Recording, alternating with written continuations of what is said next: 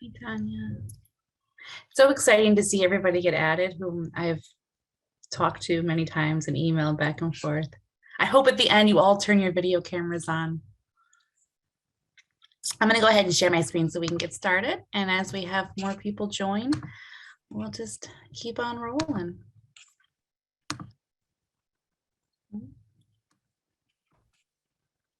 One second.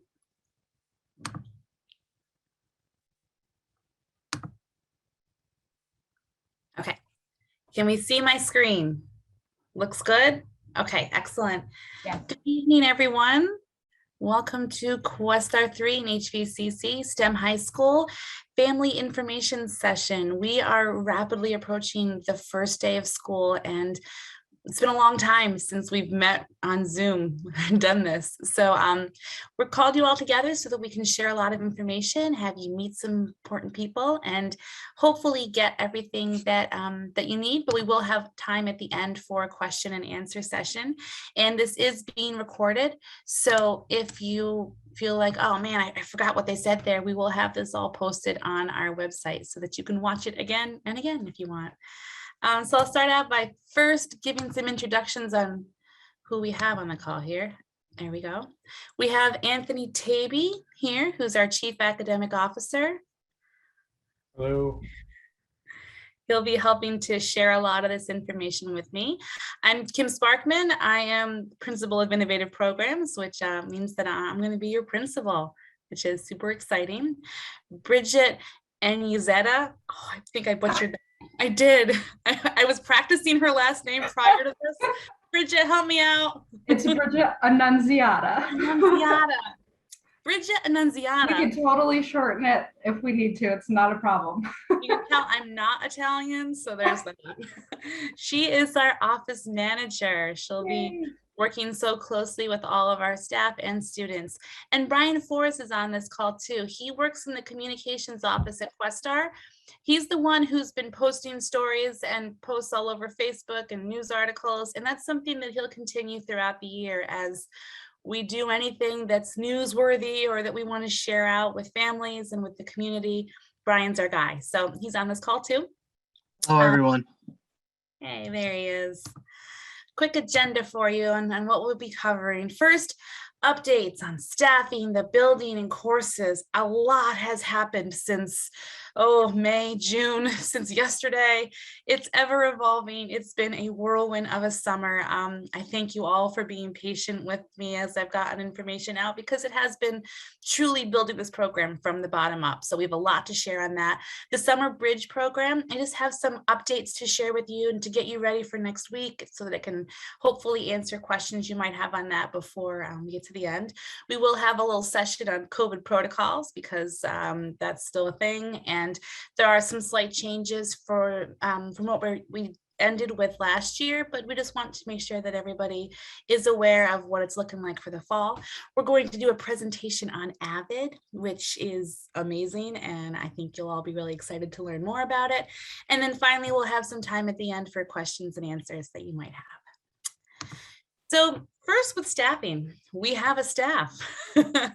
We are pretty much fully staffed. In fact, we have the social worker that we just finished, we have a name for now, and the school nurse is the last list of interviews that we're doing next week.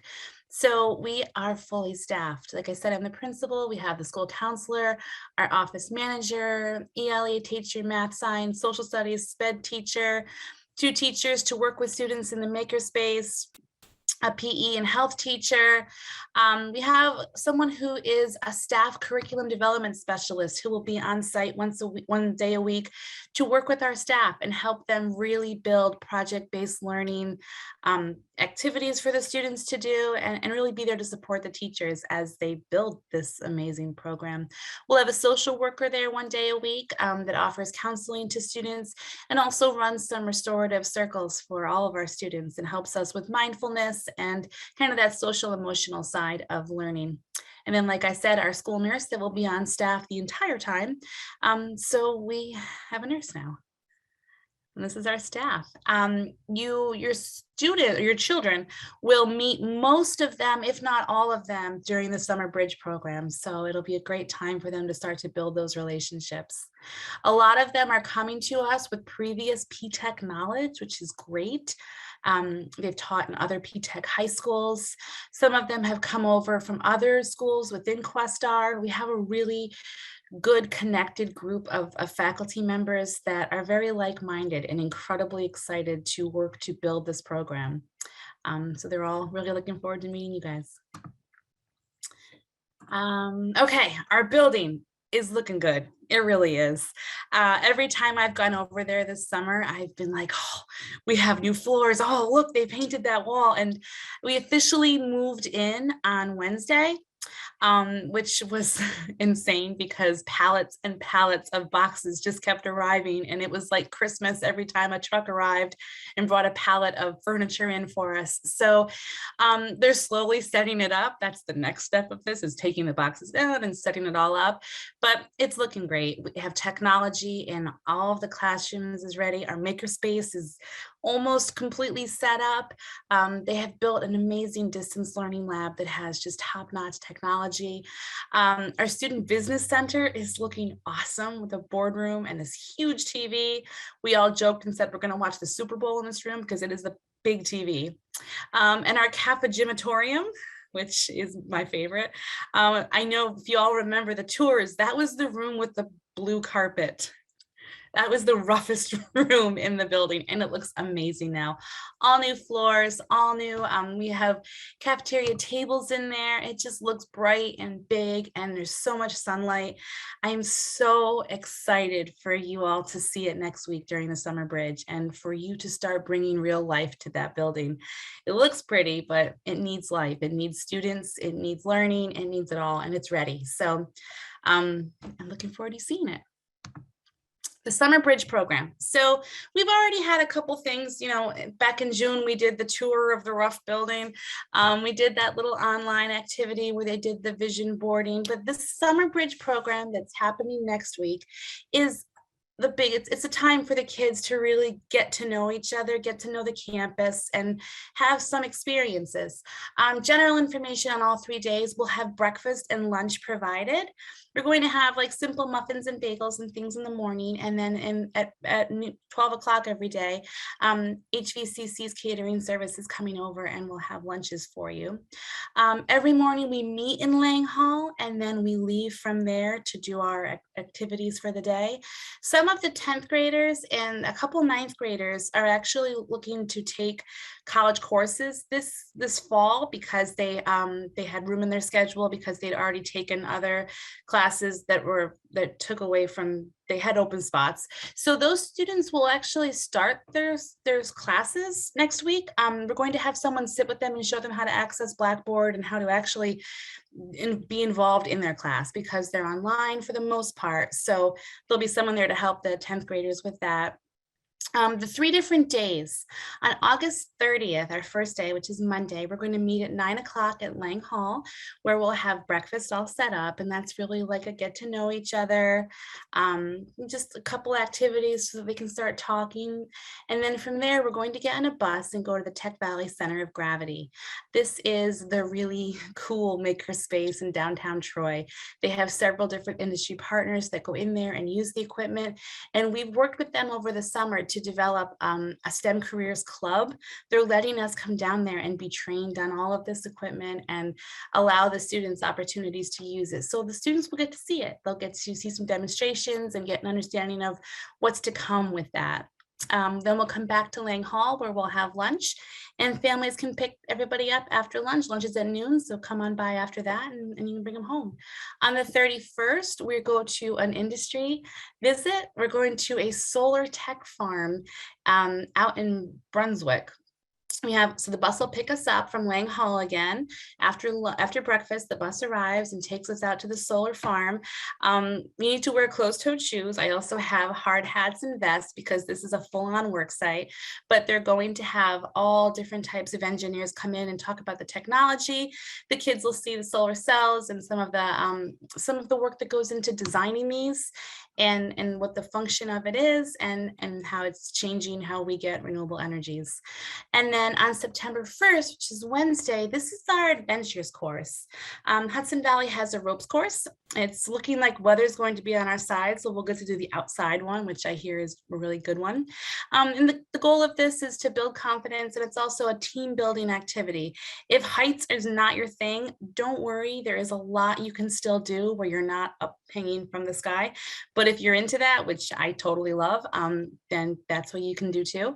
So it's an opportunity for you to work with Hudson Valley staff to just have some fun, and we'll have our teachers there as well, but they recommend you wear gym clothes and sneakers. I also have a release form that you have to fill out in order to go, like a consent form to let them go on the ropes course. We did send this home, but I can also add it to the chat later on, and I'll have several of them printed out on Monday the 30th so that your child can bring it home to you to be signed off, so that they're ready to go on Wednesday when they come back. This is also a day where we're going to bring all students who didn't get their Hudson Valley ID cards so that they can do that. Unfortunately, when we tried to do it in June, after about halfway through, we broke the machine. So that is fixed. They actually have multiple machines now because the whole campus is open again for students. So any student who didn't get their ID card will be taken over to get that on September 1st. And you will also get your schedules for classes, so you'll be able to go into Lang and actually walk through your schedule so that you're familiar with your day before you start the following Wednesday. So that day goes a little bit longer so that we can provide time for that. That one goes till 2 p.m. We will have lunch at noon though, so you'll definitely still be fed. So those are the 3 days for the summer bridge. Then we have our first family event, which is Thursday, September 2nd in the evening. We're going to the Valley Cats game. It's right there on Hudson Valley campus. It's the local sort of minor league baseball team. I don't know what their actual distinction is, but we have a whole section that will be enjoying this game together as families.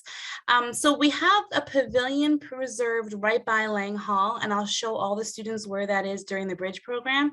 The idea is that we meet there. The game doesn't start till 6:30, so we'll meet at the pavilion. That'll give parents a chance to meet before we go in, get to meet with us in person, and then we'll walk over to the baseball game. We are able to purchase student tickets, and we can put $10 worth of food onto each student ticket. So when they'll get their ticket that night, they can go in and go to the concessions in the baseball game and get their dinner. Unfortunately, we can't buy the family members tickets. So if for any family members that will be coming, they need to just let us know how many tickets to hold. And then when you arrive, go to the will call section right there at the front gate, and they'll have your tickets right there for you. So that's in the survey that we sent home, and we'll add that attachment to the chat in just a few minutes. But that way families can come together and meet, because we don't know each other either. This is something that we're looking to do throughout the year. Every so often, having a family event that happens in the evening or on the weekends. And of course, this is optional, but it's just a fun time to meet each other. It's a fun time to get to know the other families that have students in this program. You never know when that might come in handy and that might help. So this is just one of those fun events we're looking to plan. So on the survey that I'll put in the chat again, if you haven't already filled it out, it's a chance for you to indicate how many tickets you need that will be set up at the will call. Okay, so that's the Valley Cats game. Okay, courses. So this has been a process. Student schedules are being developed. The issue is that we're waiting on, first we had to actually build the schedule, which we have all that done. We have a master schedule completed.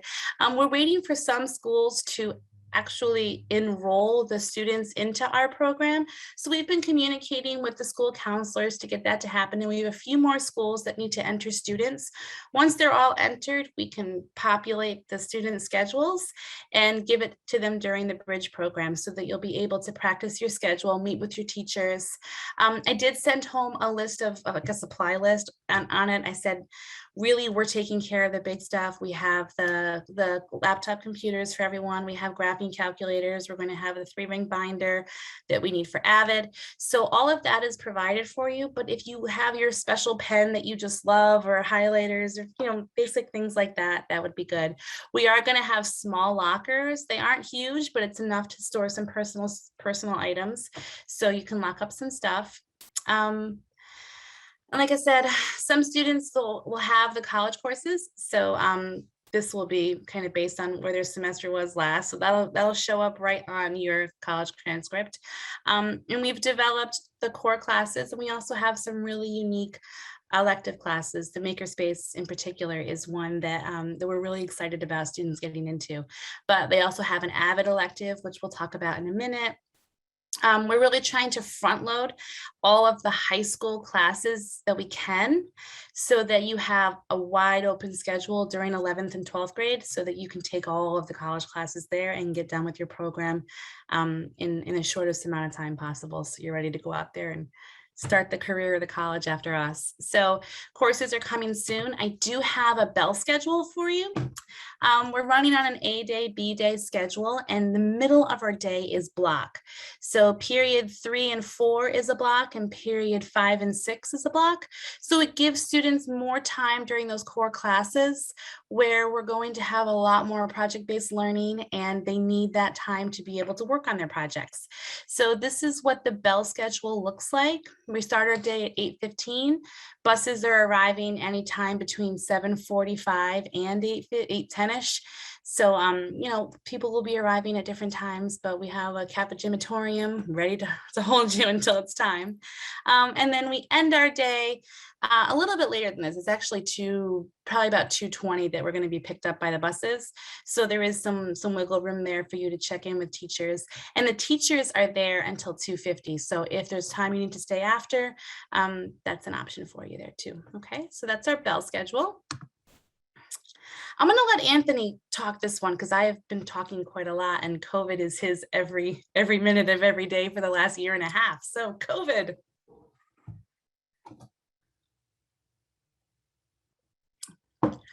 Also, you're right. muted. So I guess the biggest thing that I want to emphasize is, most of the protocols that have been in place over the past year and that have been so successful in keeping our students in person for instruction are in place as we go into the coming school year. There are some changes. I'm going to share my screen. I will unshare. Okay. Done. And this group gets to see this first because this is going to be shared out with all of our families, actually in the communication that I send out tomorrow. So this is a nice little one-pager that kind of breaks down, all the content in the 20+ page opening plan and the protocols and things that are going to be part of our opening plan. So health screening form and symptoms. There's similar to last year in a lot of your districts, I'm sure you did this as well. There's going to be a link, an email that you get at 2 a.m. every morning, which is a very quick survey that you fill out and identifies and confirms that your student has no symptoms, COVID symptoms, as they're coming to school that day. One change when we're talking about the health screenings that's not on here is the temp screens. There will not be temp screens at the building as students are coming in. That will be part of the survey that parents are completing. So that's the health screening. Just emphasizing again that parents, guardians should keep their child home if they show signs of being sick, and to seek testing when COVID symptoms are present. Any student who exhibits COVID symptoms cannot return to school in person for 10 days unless they have a negative test result or a doctor's note with an alternate diagnosis and are symptom-free. Masks, again, we did see Governor Hochul's order on masks, and masks are again in place for our indoor activities for all, staff and students included. Mask breaks will be provided, and we will make sure we have masks available for any student who forgot their own or may need a replacement. One thing that with masks outdoors for physical education classes, things like that, students will not need to wear masks. Physical distancing, this is a little bit of a change. Last year it was 6 feet all the way around. This year, there are a lot of instances where it is 3 feet. So, a lot closer together than it was last year. One of the things that we work to try to do is provide as much physical distancing as we can based upon the circumstances of the particular, event. For instance, like in a classroom, students are going to be 3 feet apart at their desk locations. Students that are participating in physical activity are going to be a minimum of 6 feet apart. So really, taking that into account, and even when they're eating their lunches, they're going to be 6 feet apart when they're eating lunch. So as much distance as we can provide, that's what we're working to do. Hand washing and hygiene, can't emphasize that enough. It's really important to make sure that students and staff are thoroughly washing their hands for 20 seconds throughout the day, upon arrival, before meals, after meals, right when the restroom, things like that. That hand washing and hygiene is critical. I mentioned the meals, ventilation, working with making sure that we are maximizing the building ventilation as much as possible, bringing in as much fresh air to the building as possible. Signage, cleaning and sanitizing is going to be, that was a huge part of our program last year, and that will be part of our programs this year. If anyone, high touch areas like the doors, lobbies, bathrooms, things like that, those will be frequently cleaned throughout the day. If anyone in a classroom tests positive, the classroom will be disinfected immediately. Testing, this is new. This was talked about last year, but never came to be. But this is something that we do anticipate and expect as we go into the beginning of the school year. And we will coordinate any required surveillance testing with the local health department. So in this case, it would be Rensselaer County. And it would also require written consent from parent or guardian before students would be able to participate in that the surveillance testing. And the way that they've structured it is based upon the level of community transmission, and then the percentile of students and staff that would need to be tested based upon that. So what's been talked about is 10%. So we really would need to make sure that we have a minimum 10% of our students and staff who are available or identify and elect to participate in surveillance testing. Contact tracing, this is another area that is undergoing change, and this is through all that was learned last year as part of dealing with COVID. What were some of the situations, and how can we make sure that we're kind of more surgical in that approach to quarantine. Last year it was pretty blanket. If there was a positive case in the classroom or something going on, the whole classroom or the whole bus, or it was the whole building in cases would go remote. What the county's Department of Health have done here is they've given us a really clear-cut protocol and flow chart to follow that outlines were masks being worn by all students and staff correctly. Then what was physical distancing being maintained by students and staff within the classroom? What is the vaccination status of students and staff who are impacted? So there's a variety of factors that will dictate whether or not a student or staff member will need to quarantine. And the vaccination status is a big piece. Guidance and communication, we really prided ourselves last year on making sure that we were actively and regularly communicating with all our families around positive cases.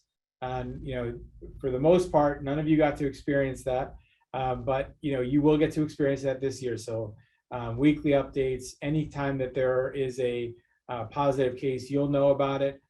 There will be no surprises from a parent perspective. If there's something going on, you will know about it. One of the things we emphasized last year in our opening plan and emphasizing again this year is we will share what we know when we know it, and when we make sure that all of our communication with our families is transparent. And then finally, closure and remote learning. As a program, as a school, we are going to make sure that we are ready to pivot to remote instruction. As we learned last year, notifications of positive cases, no time boundaries of time of day. So we need to make sure that students are always prepared to pivot to remote instruction if it's necessary, which includes making sure that they have their devices ready to go from their computer devices one-to-one. We will make sure that any student who's under quarantine will be provided with remote instruction. And then if there is a situation where it's more widespread and the entire school needs to go remote, we're ready for that as well. You will get this physical, well, not a physical, but you'll get it in an email tomorrow from me, and be able to see it and read it and review it. And please don't hesitate to ask any questions. I'm going to stop my share now. All right.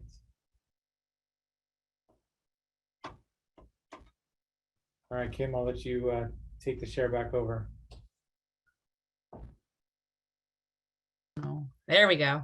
Can you see everything okay? My internet is not awesome right now. So if I freeze and I'm in a funny face, I apologize. But as long as you can see me right now, we're good. Okay. So that brings us to Avid. So we've thrown this term around a little bit. You were given a flyer in a folder when you came to take the tours, but no one really knows what Avid is. Well, fortunately, we've been trained. And we have truly bought into this in every way. Avid is awesome, and it is going to be so important for the core of our school, the success of our school. How we're going to make this work is all through Avid. So we're going to give you a quick introduction on what it is, and throughout the year and the years that you're with us, you're going to really understand Avid. So if you think of Avid, the mission is to close the achievement gap by preparing all students for college readiness and success in a global society. We call it rigor with support. It's not enough just to put a 9th grader in a college class and say, hooray, I fixed education. No, so much support needs to be provided for that student so that they're successful in that college class. It helps to build their confidence as a student. It also helps them to be able to take on more challenging classes. So that's the core of what Avid seeks to do. We're going to be a school-wide Avid program, which means that Avid is in everything. Avid is data-driven, data-based instructional strategies. They call it WICR, which stands for something that I didn't write down. So just believe me, it stands for something.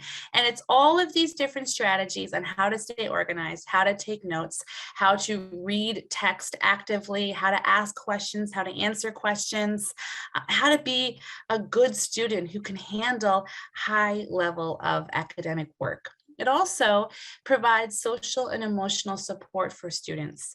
They have an Avid elective class where their Avid teacher really becomes their advocate, becomes the person who reaches out home when they notice that something's not right or when their grades might be slipping. Their Avid teacher is someone who is there to help them with the challenging reality of balancing high level classwork like you receive in a college class. Its goal is to obviously help students be college and career ready. We're doing that and then some because we're actually enrolling these students in college. So it's all working towards allowing them to be as successful as possible in these courses. And Avid also comes with a great deal of professional development for our staff members. Several teachers within our school have already been Avid trained. They have all of these academic strategies broken out by content area so that every single class will see the same strategies and use the same protocols and the same methods of teaching so that it really is a school-wide program. The elective is something that all students will be enrolled in. It's one class a day, and your Avid elective is where students learn these strategies. That's part of it. Like they practice the strategies, that was those Wicker strategies, but they also look at how to be active students in the classroom, how to ask those big questions, and then how to find answers. It's not about telling kids answers. It's about empowering them to know how to answer their own questions and how to use each other to learn. Part of the Avid elective is actual tutorials where we have tutors come in. We have college tutors, and we also have students who are training to become teachers that will come in and sit with our students in these tutorials. And the tutors aren't there to say, okay, here's the answer, or, oh, you don't know how to do that equation, let me show you. Instead, the tutor is there to facilitate this so that the students themselves have the keys and have the tools to find the answers together as a group. So it's very much about teaching students how to be students and not just giving them the keys to how to get through it. So those are the kind of skills that they'll take with them when they go on to college and even into their careers. Why it's so important to be college ready. This is just something that I thought it's important to throw in there, that we're setting these kids up for a bright future in all ways. And we know right now that over the last few years, the workforce has changed so much that there's a lot of opportunity. We chose the pathways that we did for this high school because of the projected job growth in the capital region in the next 10 years. The more education they receive, the higher their salary earning potential could be. And that really will help in a lot of ways of setting them up. So we're looking to have them continue on from our program into the careers and into colleges of their choices. And Avid will help them with that success. So here's what we do in the electives. They develop readers and they become writers. They dive deep into the content together. The elective supports those content classes that are either those high school classes or the college classes. All of the teachers are using these strategies so that they're getting it in every single topic. And it's helping students to develop these habits so that they continue to use them far after they leave our school, after they graduate. Oh, this has sound. Sorry, I didn't know that. That's awful. Okay. The elective. Can I just jump in for a second? Absolutely. Yeah. So, one of the things that we've talked about from the very beginning, from the inception, when we started doing some of these information sessions, we talked about the P-TECH Early College High School program being a rigorous program. And we need to make sure that when we create a rigorous program, that we're partnering rigor with support. And part of that support is creating student agency. And when everything that Kim just shared on the previous slide is really starting to work to help our students develop student agency within themselves, so that they know what support they need, what do they need to be successful, how to articulate that, and really to set them up for that success. So, the Avid program does exactly that. When we were developing our program, we wanted to make sure that if we were going to make something rigorous for our students, that we were going to prepare them and help them in order to access that content and be successful in it. Excellent. And these are just some of the bullets of what we can expect for student success. Oh. I do want to talk a little bit about what a college program looks like. So a student profile, like students who really excel in Avid, the way it was first described to me is that you have two types of students. You have Superman and you have Batman. Superman was born with all the skills to be a superhero. Batman needed tools. He needed that little butler guy, and he needed some money to develop all of these crazy tools to fight all the bad guys in Gotham. I'm sorry, I'm new to superheroes. So Avid is that. Avid is the tools. It's what he develops with his guy and what he uses to fight the bad guys. Avid kids are Batman. They are superheroes who have all these awesome skills and all this great potential. They're not Superman who just does it all naturally. Avid kids need the tools, and then they are amazing. And Avid is those tools. So looking at students who have great academic potential. If we look at these bullet points, these are our kids. This is exactly what we pitched to you back in the spring of who is the profile of STEM high school. It's these students right here. GPA is, around that. We have some, it comes in at all different levels, but the point is that every single person can benefit from these tools.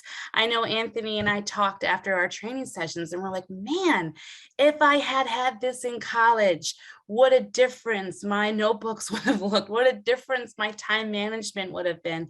I've taken some of these strategies even in the last few months to use, and what a difference it can make. If you look at the Avid class, this is just an example of what it would look like. So every day they have an Avid class.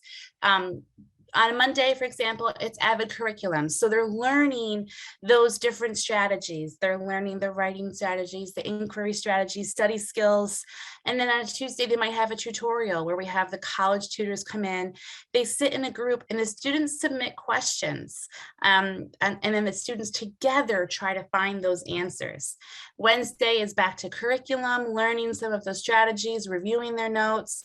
Thursday would be another tutorial where they have the tutors come in and help the students learn the answers themselves. And then Fridays, we have first they check binders to make sure they're organized, but a big part of Avid is field trips, is bringing in speakers, is these enrichment experiences. And that's going to be a huge part of this program. It ties in so nicely with our mentorship programs, with getting out there, with seeing the industry, with taking college tours, with seeing a lot of what's in the area that we might not have had access to. So that's all, it ties very nicely in with the core of what an Avid schedule would look like. So you're going to be hearing about this. Talk about it with your child. Find out, what are you learning in Avid? What kind of strategies do you have? We're going to be sending home monthly newsletters about a lot of different things happening at the school so that you always know what the students are learning. You always know what projects they're working on, what field trips we have planned. But we're also going to have an Avid section of that newsletter where we're going to pitch a strategy that we're learning this month and talk about it with them. Let them show you what it is, because it's going to really, you're going to see the students develop in ways that you can't imagine, because we're really building those skills for their academics. And we're new to this, so provide us feedback constantly. Let us know what you think when you start to see some of the Avid strategies, or when you hear your child talk about it. We're always open to improving and to making this the closest to perfect school as we can. So that's what a lot of this is going to be. And that goes for everything. You're going to be inundated with surveys quite frequently, because we want to know, what is your perception, what's working and what's not working. And Avid is just one of the keys to our school. So we want to make sure that we're always hearing from you on what your thoughts of it are. So that's Avid. A lot more to come. I just have a couple of dates to share with you, and then we'll open it up to questions and answers.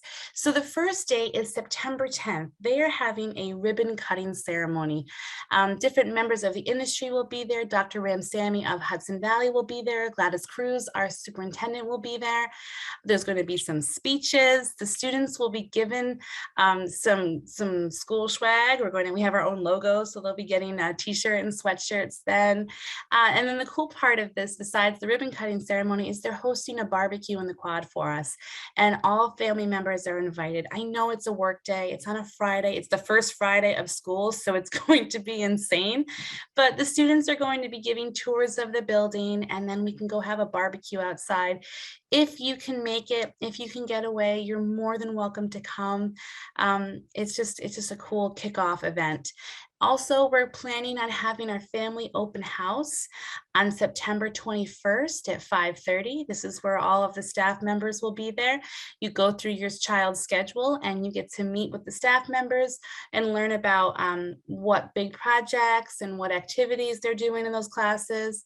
And you really get to see what we've been planning. So those are two important dates to add to this. I'm going to stop my share now because I want to put in the chat that survey that I talked about. Oh, thank you for putting what Wicker is. Yeah. In the chat right now, I've just put a survey in.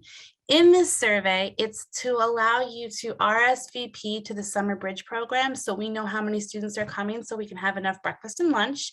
It asks you their shirt size so that we can order enough t-shirts and sweatshirts in the right sizes. It asks you what if your family is planning on attending the Valley Cats game, and if so, how many tickets we should reserve for you at the will call. And I think that's all. So that's in the survey right now. I see that 23 of you filled it out already, but we still have some more out there. So please, when you can, please fill that out. And then we open it up to questions of topics that we haven't covered yet that you'd like to know more about.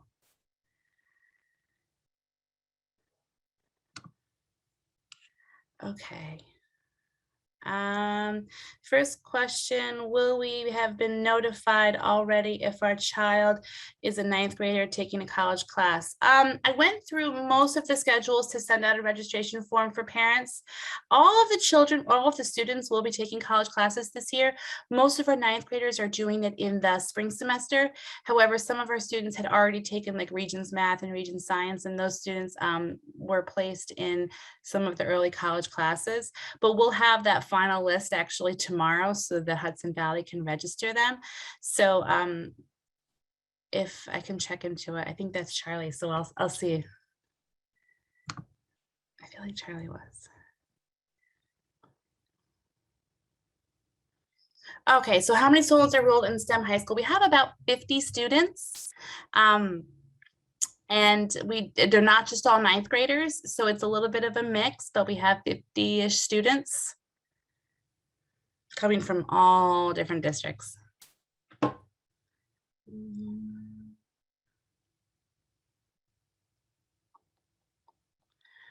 I answered a question already about ID cards.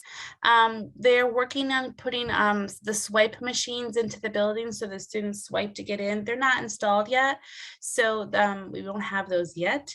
The ID cards, though, do need to be required. When anybody's on campus, Hudson Valley requires you to have an ID card for their own security. So that's why we have the Hudson Valley ID cards. Someone asked about being able to eat outside for lunch if the weather's nice. Absolutely. There is so many great little spots to eat right by our building. The quad's right there, the pavilion's right there. We will have staff members go out and they'll have radios so that we stay in contact with each other, so you're not just loose on the campus. But absolutely, I love eating outside, so I will join them outside. Question on clubs and after school programs. Depends on transportation. The Tech Valley Center of Gravity is open as a club for us. We're actually looking at allowing students to be able to do that during class hours and then stay on if they want to stay after school for the club. But it's an opportunity for them to do that STEM Careers Club. We're also looking at a student government that will form that will work directly with me to provide feedback and plan events. So that's a club that will happen during the school day. And we've had a couple other students voice interest in forming clubs. The only challenging part about it is transportation. So it's definitely, it's a goal of ours to have those clubs and to do as much as possible during the school day so that everybody can be part of it. Question on a language. So the option for an advanced Regents diploma and taking a language is absolutely there. The language itself would be an online course. When we talked this out with our P-TECH component districts, they said that they really forego the language and instead have students take more college classes early on, as it looks better when you are going to apply for colleges later on to already have that college degree. So that becomes the priority. But individual students who really want the third language, we can work with some of our school districts and our distance learning lab to be able to provide that. Should we get in touch with a district? So busing kind of all depends. We have a busing network that I've been working with transportation directors all summer on for Columbia and Greene County. Rensselaer County, they're bus sharing with some of our other programs in the area.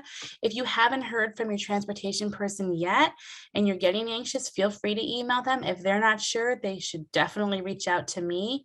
But they should all have the information. It's just been a rough summer for them too. So we'll definitely make sure that by early next week, you know exactly how you're getting here on on September 8th.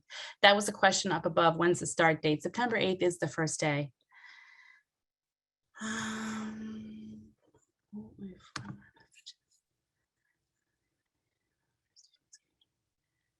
There is no transportation for next. Actually, that's not true. Some districts are busing. Carroll Durham is not one of them. I know that the Dugan boys, somebody asked that question. I did reach out to her, but they don't have the busing, so they aren't able to transport. Be notified about school closings. So we do use School Messenger to get that information out, but we'll also post it on our website and on the news. School closings is crazy. It is. Whenever a storm comes, I get up very early because I have schools coming from all 27, no, even more than that now, Cap Region districts too. So it's insane. But we make that call as early as possible so that you're notified. We're hoping that in some cases we'll be able to continue instruction, but you know, we're still working that out. Fortunately, we have a couple months, I hope, before we really have to know. But I promise you, we'll have the inclement weather plan to you before inclement weather comes.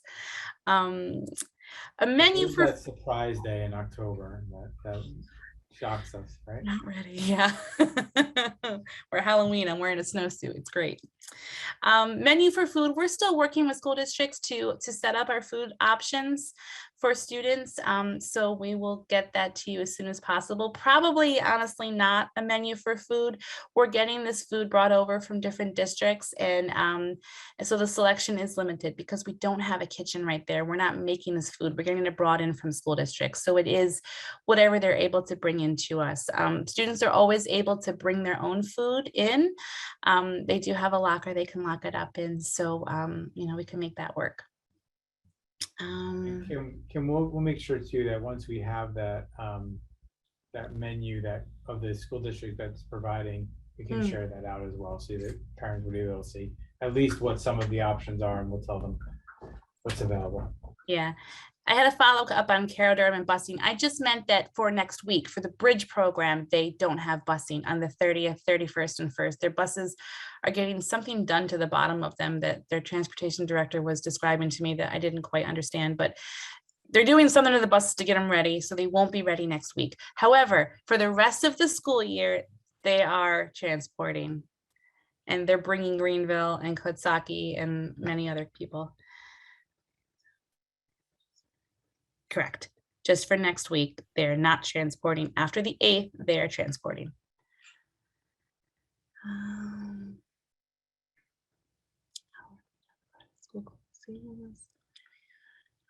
So Kim, I don't know if you mentioned, there was a question in here about school closings. We'll be using the school closing network and School Messenger, you know, all the very similar to what you already experienced in putting the word out about school closures.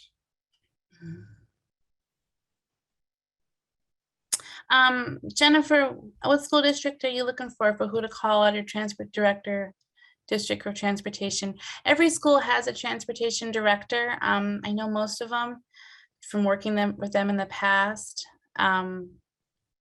So that information is on their website. Oh, East Greenbush, they are going to transport just fine. They've already reached out. They know our start and end time. I don't know if they're picking you up at your house though. So that's where they need to communicate with you, or you contact them. If you ever have an issue getting a hold of them, let us know. Skodak is taking our shuttle bus. So you're all going to get transportation information. Berlin's driving you, Ichabod's driving you. So let me answer those individually with the letter that I send out next week. It'll have like the route and when you need to be, where you need to be on it. Berlin is sending a bus. Ichabod transports their own bus, but everybody rides the Ichabod bus with us. Will there be yearly testing or regents? There is regents exams, Noah, good question. I know that the last 2 years they canceled it because of COVID, so we don't know what's going to happen in the spring or really in January. So probably, but who knows with COVID. Our school does follow all of SCD's requirements for testing. So if we need to test Regents, we'll be given Regents exams. I think the way we have it set up is that you'll be taking it at your home district though. But that is something that we will figure out with your home districts in the spring. If the homeschool district closes, will they still transport if you don't close? Haley, are you Ichabod? I think you are. No, they will not transport. Usually they don't. That's standard for most of our districts. Actually, I think all of them. If they close, they don't send buses because it's unsafe where they have school to send kids. So, so you would be you'd be able to join us remotely if your school closes and you can't get here. If enough schools close, then we close. Yeah, I just was going to emphasize the same thing, Kim, that, you know, with the one-to-one, we're really going to, you know, be well equipped for in individual situations like that, for whether that individual student would be able to pivot to remote instruction and still be able to participate with all their classes.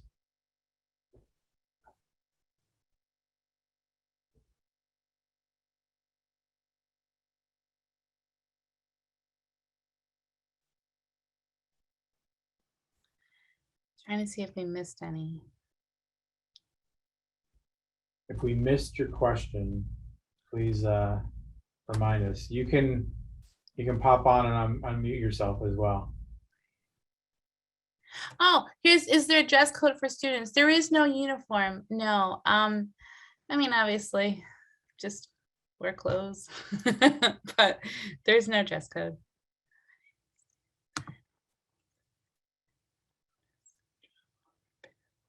Oh, if you're not taking a bus, like if your family members are dropping you off, I can give you the map that I drew for the transportation directors, where I have like a little route with an arrow of drop kids here.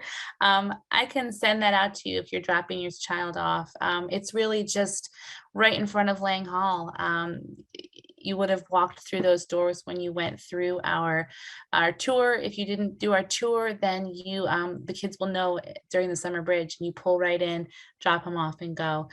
School supplies, like I said before, we provide you with a student device. We provide you with the graphing calculator for math. We provide you with the 3-ring binder for Avid. So really, it's what else you might need. If you have your favorite pen style, bring them. If you have highlighters that you love, bring them. You know, those sort of supplies that is personal and unique to you, but we're taking care of the big stuff.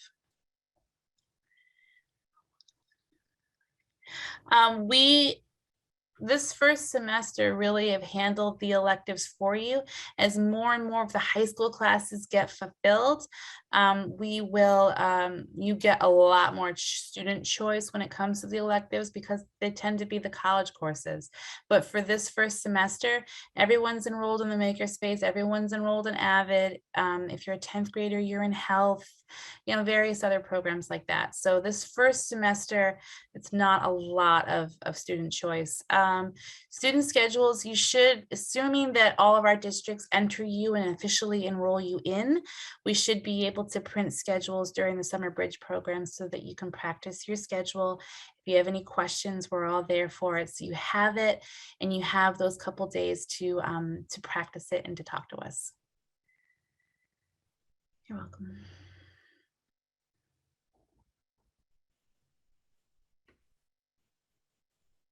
Our school counselor isn't really, he's unofficially started. He's been helping me out for a few days this summer, but a lot of the scheduling and course selection will be a lot easier when he's on full time. And he comes to us with years of P-TECH experience. We're super lucky to have him. So it'll be a lot easier moving forward, knowing schedules and being able to sit down with him and make those selections for the spring. This summer, it hasn't been as easy just because we've been building it as we've been going. So you can expect a much smoother schedule process moving forward.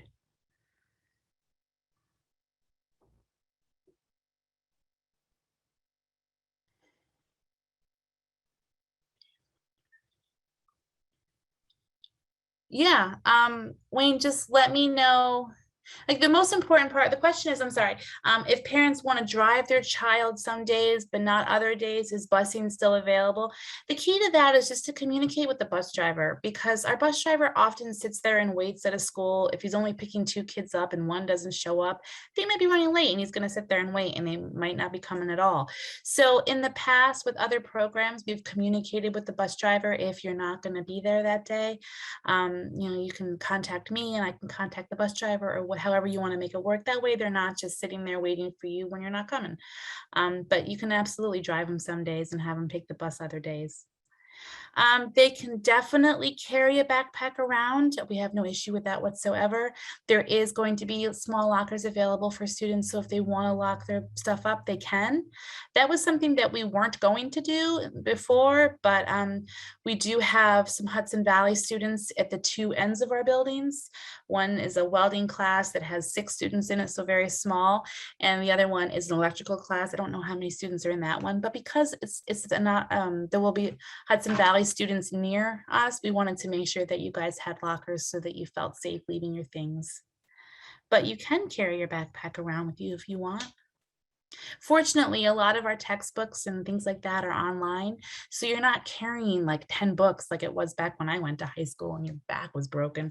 This is all just your nifty little laptop.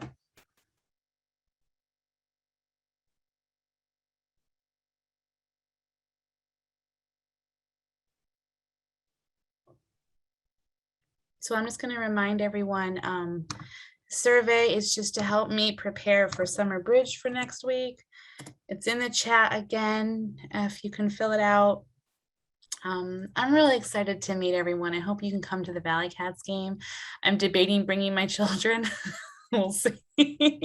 Mine are young, so it's always a lot of pressure, but I think it'd be nice for us to get families together. And like I said, that's something that we want to continue this year. We'd like to do a family apple picking event at a local apple orchard this fall. And we're looking at setting up an ice skating night because Hudson Valley has the ice skating rink there.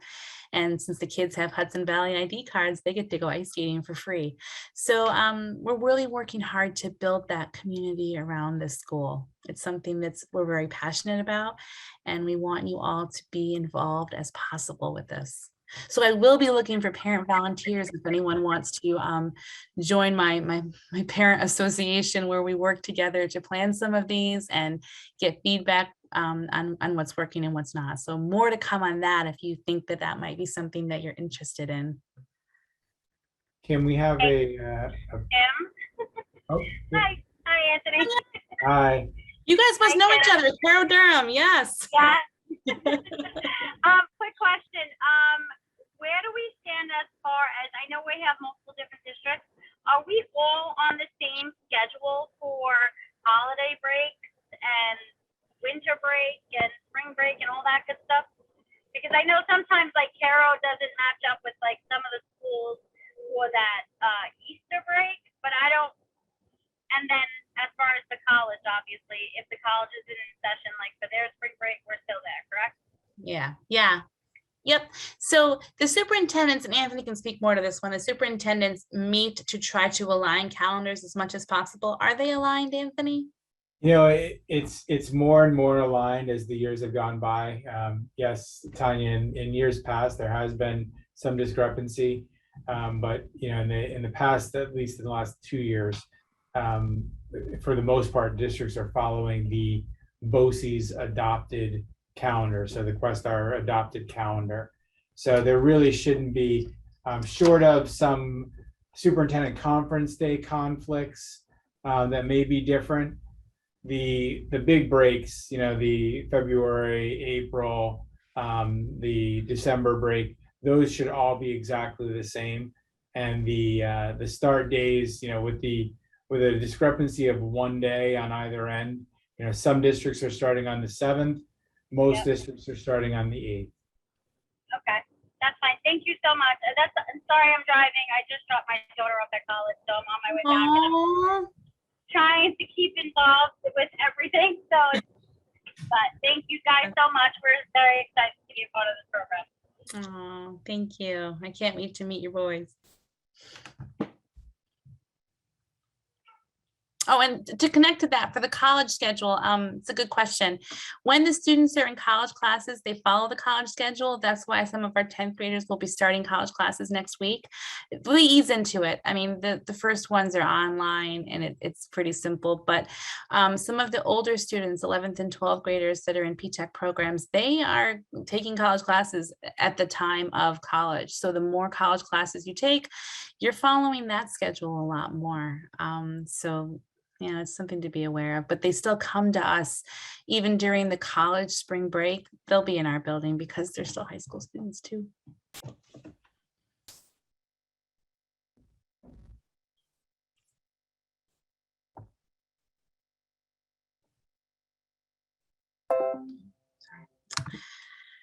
Okay, well, again, if you think of questions afterward, email us. Anthony, Bridget, and I, any of us really, because we really are using these last few days very strategically to make sure we have as much in place before summer bridge as possible. And then during summer bridge, being able to kind of practice it and work out those kinks ahead of time so that the first day of school is as low anxiety as possible for everybody. It's going to be, everyone's going to be a little nervous. I'm going to be super nervous, but well, we're all in here for the right reasons. We all really want to see an awesome school, and I'm super excited to welcome all of your children in.